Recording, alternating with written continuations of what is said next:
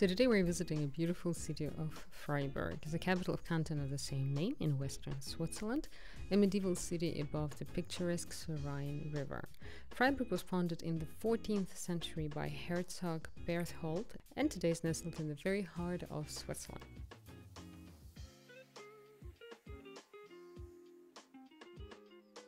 It's a stunningly beautiful city surrounded by the river from three sides with bridges, churches, fortifications, and massive Gothic cathedral. City is the bridge uniting French and German-speaking Switzerland is a beautiful manifestation of both cultures. Town walls that are over 2 kilometers long used to protect the city in the past. Remnants of the walls and bastions are still well preserved.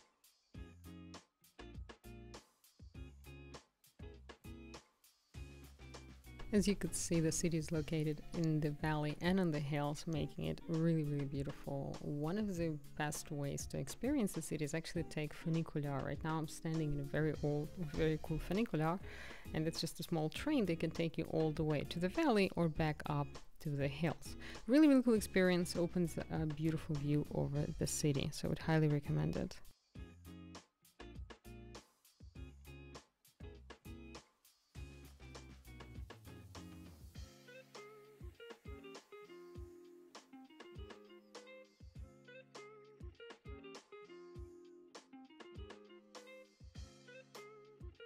And once you're down, it's your choice either to continue walking away from funicular, then you will get to the old town, or you can go back up the very beautiful streets and alleys and make your way to the most beautiful site of Fribourg, Fribourg Cathedral or St. Nicholas Cathedral. That's exactly what we're doing right now.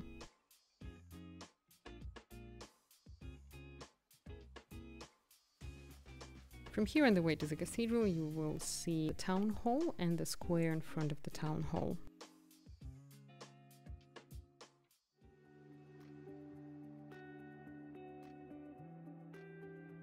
Now you're seeing the 16th century city hall. In front of the city hall is the main square.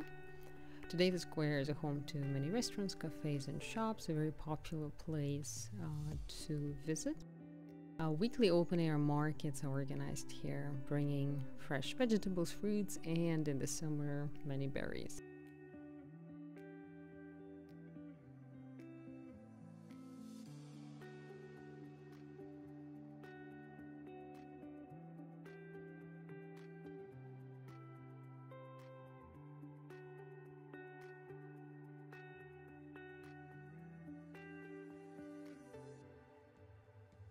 The most impressive sight, of course, here would be St. Nicholas Cathedral, with its extraordinary, beautiful stained glass windows.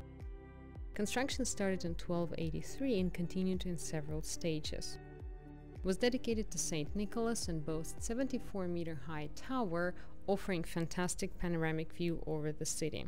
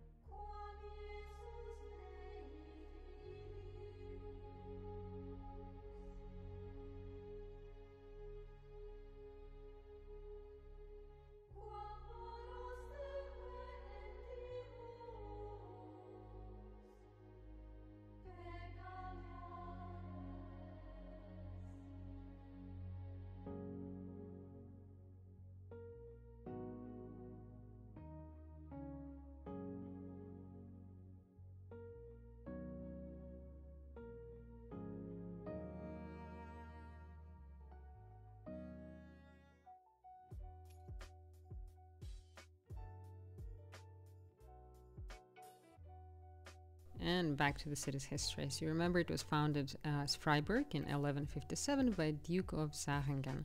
The name was derived from German frei, which is free, and Burg, which is fort, so free fort. Its most ancient part is conveniently located on a former peninsula of the river Rhine, protected from three sides by steep cliffs.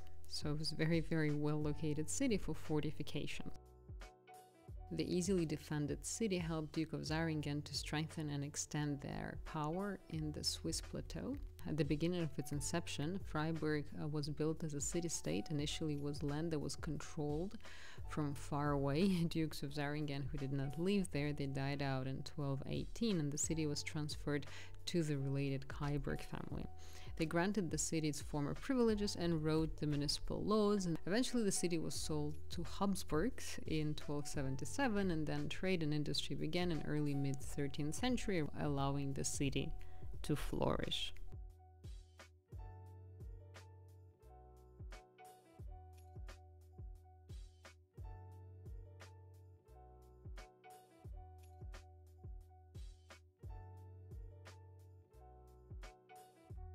What I really liked about the city is just the number of the parks and the museums, and the fun part about Switzerland in general and Freiburg in particular, that even if you do not want to visit the museum, you generally can visit the premises of the museum, which are very, very beautiful. In this particular case, I'm visiting the art museum, not the museum itself, but as I said, its premises, beautiful gardens, open to public, great view over the bridge, garden, and view over the river. All of that is free of charge.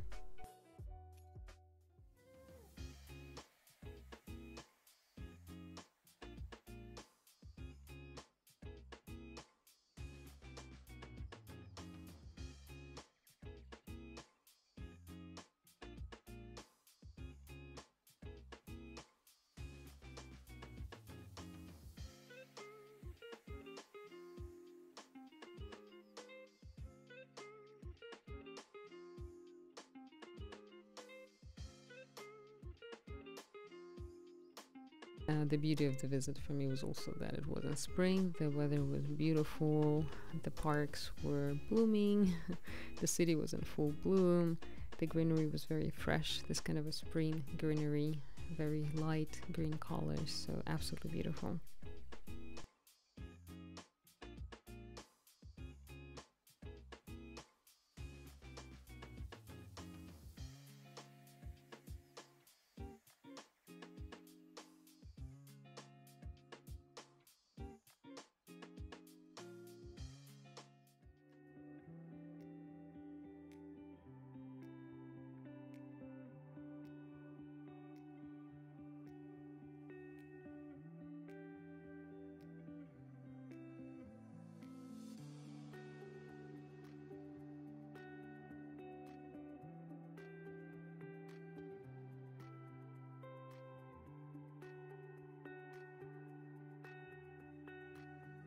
The beautiful alleys of the old town were absolutely stunning. I love this about Switzerland and about Swiss cities, that there are many medieval narrow streets where you could walk. They usually also tiny squares with fountains where you could sit and have a rest, plenty of cafes, plenty of places to really just sit down, enjoy the present moment and not to rush anywhere. I think this calmness and peace sort of gets into you with just the city design.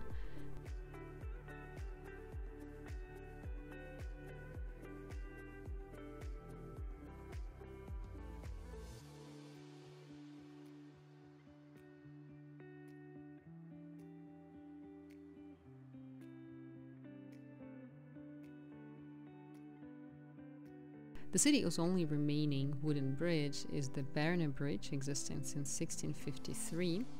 This covered wooden bridge is 40 meters long, very beautiful, really cool. You can walk on it. It's really fun to see how cars are making their way through it. It's a one-way bridge in a two-way streets, so it's fun how cars are figuring it out.